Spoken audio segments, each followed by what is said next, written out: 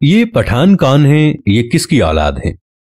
یاد رکھیں دوستو، پٹھان یا پشتون جو قوم ہے وہ پوری دنیا میں غیرت اور بہادری کی مثال سمجھی جاتی ہے۔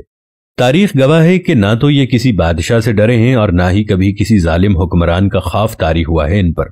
دنیا میں اب تک کئی بڑی بڑی اقوام نے متعدد بار پٹھانوں کو زیر کرنے کی کوشش کی ہے، مگر سب کے سب ناکام رہے، اور آدھی دنیا فتح کرنے والے سکندر اعظم نے بھی جب افغانستان میں اپنا قدم رکھا تو پختونوں نے دنیا کی سب سے بڑی منظم فوج کو بھی دھول چٹا کر رکھ دی، اور یہ سلسلہ امریکہ کو افغانستان سے بھگانے کی صورت میں آج تک ایسے ہی جاری ہے۔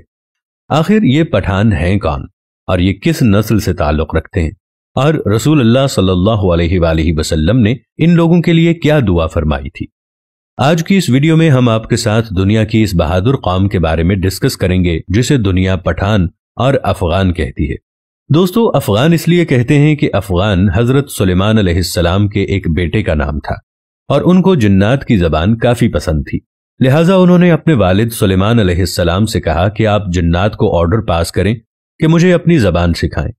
لہٰذا حضرت سلیمان علیہ السلام کے حکم پر جنات نے افغان کو ان کی زبان سکھائی۔ آپ نے اکثر دیکھا ہوگا اپنے علاقے میں لوگ کہتے ہیں کہ یہ پشتو جو ہے یہ جنوں کی زبان ہے۔ اس کے پیچھے لاجک بھی یہی ہے، اور بعد میں یہی زبان پختون کے نام سے مشہور ہوئی۔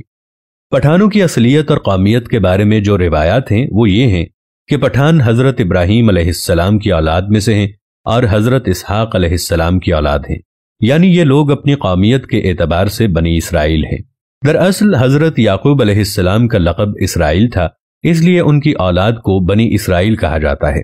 حضرت یعقوب علیہ السلام کے 12 بیٹے تھے، اور انہی سے بنی اسرائیل کی 12 قومیں آگے چلیں، اور تاریخ دانوں کے مطابق انہی میں سے ایک قوم ان پختونوں یا پٹھانوں پر بھی مشتمل تھی۔ جب رسول اللہ صلی اللہ علیہ وآلہ وسلم نے دین اسلام کی تبلیغ شروع کی اور لوگ جاق در جاق اسلام قبول کرنے لگے، تو اس وقت پٹھان قوم کا سردار جس کا نام قیس عبد الرشید تھا، وہ اپنے پورے خاندان کے ساتھ رسول اللہ صلی اللہ علیہ وآلہ وسلم کی خدمت میں حاضر ہوا، اور آپ صلی اللہ علیہ وآلہ وسلم کے ہاتھ پر بیعت کر کے مسلمان ہو گیا۔ اب جو کہ قیس ایک عبرانی لفظ ہے، لہٰذا آپ صلی اللہ علیہ وآلہ وسلم نے اس کو تبدیل کر کے عبد الرشید نام کو پسند فرمایا، اور یوں حضرت قیس عبد الرشید نے اپنے پورے قبیلے کے ساتھ اسلام قبول کر لیا، اور اس طرح سے انہیں پہلے پختون صحابی ہونے کا اعزاز حاصل ہوا۔ دوستو، یاد رکھیں آج دنیا میں پختون، پٹھان، افغان وہ واحد قوم ہے جن میں اسلام کے علاوہ کوئی اور دوسرا مذہب موجود نہیں ہے، اور اگر آپ کسی پٹھان سے پوچھیں گے کہ وہ مسلمان ہے یا پختون، تو آپ کو جواب ایسا ملے گا کہ آپ کے دماغ کی کھڑکیاں کھل جائیں گی کہ ہم پچھلے 5000 سال سے پٹھان، پختون اور افغان ہیں، اور جبکہ پچھلے 1400 سال سے ہم مسلمان ہیں۔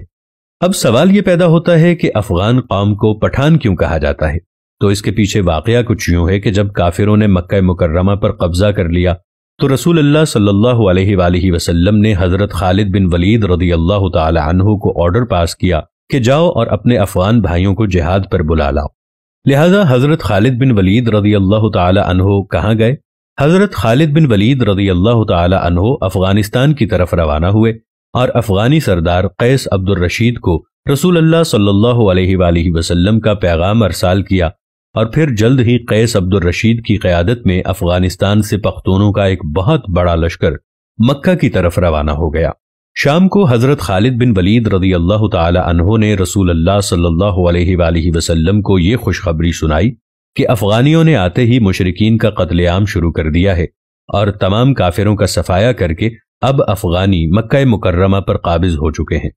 جب رسول اللہ صلی اللہ علیہ وآلہ وسلم نے یہ سنا تو اس وقت آپ صلی اللہ علیہ وآلہ وسلم کی زبان مبارکہ سے یہ الفاظ نکلے، بطون بطون بطون۔ پھر آپ صلی اللہ علیہ وآلہ وسلم نے فرمایا، اللہ ان کی اولاد کو فروغ بخشے گا اور ان کے قبیلے کی طاقت اور تعداد سب سے زیادہ ہوگی۔ اس کے بعد رسول اللہ صلی اللہ علیہ وآلہ وسلم نے فرمایا کہ اس مرد یعنی پہلے پختون صحابی قیس عبد الرشید کی نسلوں میں سے ایک عظیم قبیلہ پیدا ہوگا جس کے افراد قیامت تک سلامتی اور اتحاد کے ساتھ شریعت اسلامی پر ثابت قدم رہیں گے۔ اب جو لفظ رسول اللہ صلی اللہ علیہ وآلہ وسلم نے فرمایا یعنی بطان، یہ عربی زبان کا لفظ ہے جس کا مطلب ہے ایک ایسی سخت لکڑی جو بڑے بڑے سمندری جہازوں میں لگائی جاتی ہے۔ جس کو سمندر کا خطرناک پانی بھی برباد نہیں کر سکتا۔ یعنی پٹھانوں کو ان کا یہ نام خود رسول اللہ صلی اللہ علیہ وآلہ وسلم نے دیا تھا، اور جب یہ لفظ بطان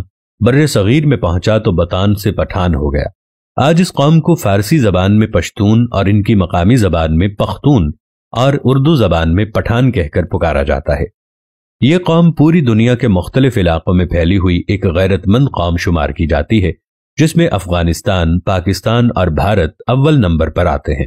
پٹھانوں نے قیام پاکستان میں بھی بھرپور حصہ لیا تھا، اور بعض انگریز مورخین کا ماننا ہے کہ یہ پٹھان قوم ارجینیا کے کسی علاقے میں رہا کرتی تھی، اور ارجینیا کے لوگوں کا بھی یہی کہنا ہے کہ پٹھان قوم ارجینیا کا ایک حصہ ہے۔ پٹھانوں کا اللہ کی راہ میں لڑنے کا جذبہ ہے جو آج تک اس قوم کے اندر ایسے ہی باقی ہے۔ یہ لوگ اپنے دین کو لے کر کافی سخت ہوتے ہیں اور شریعت اور نام خداوندی کے لیے ہر وقت مر مٹنے کے لیے تیار ہوتے ہیں۔ آپ نے افغانستان میں تو دیکھا ہوگا، جس کا نظارہ ہمیں دنیا کے اکثر مختلف حصوں میں دیکھنے کو بھی ملتا رہتا ہے۔ اس قوم کا ذکر قرب قیامت میں پیش آنے والے واقعات میں بھی ملتا ہے، اور بعض مورخین کے مطابق حضرت امام مہدی رحمت اللہ علیہ کی مدد کے لیے جو بر صغیر سے کالے جھنڈوں کا لشکر نکلے گا، ان میں کافی بڑی تعداد انہی پٹھانوں پر مشتمل ہوگی۔ قرب قیامت کی نشانیوں میں خراسان کے علاقے کا جو ذکر کیا گیا ہے، اس میں بھی افغانستان شامل ہے۔ اسی لشکر کے بارے میں رسول اللہ صلی اللہ علیہ وآلہ وسلم کا فرمان ہے کہ قرب قیامت اس کالے جھنڈے والے لشکر کا راستہ اس دنیا میں کوئی بھی نہیں روک پائے گا، یہاں تک کہ یہی کالے جھنڈے بیت المقدس کے اندر نصب کر دیے جائیں گے، جبکہ بعض دوسری حدیثوں کے مطابق غزوہ ہند کا آغاز بھی خراسان یعنی موجودہ افغانستان سے ہی ہوگا۔ چنانچہ افغانیوں کی اس قدر غیرت، جرت اور بڑی بڑی سپر پاورز کو بغیر کسی ہتھیار کے دھول چٹا دینا، یہ سب حضور اکرم صلی اللہ علیہ وآلہ وسلم کی دعاؤں کا ہی اثر ہے، جو کہ آپ نے اس قوم سے خوش ہو کر ان کے حق میں اللہ تعالیٰ سے دعا کی تھی۔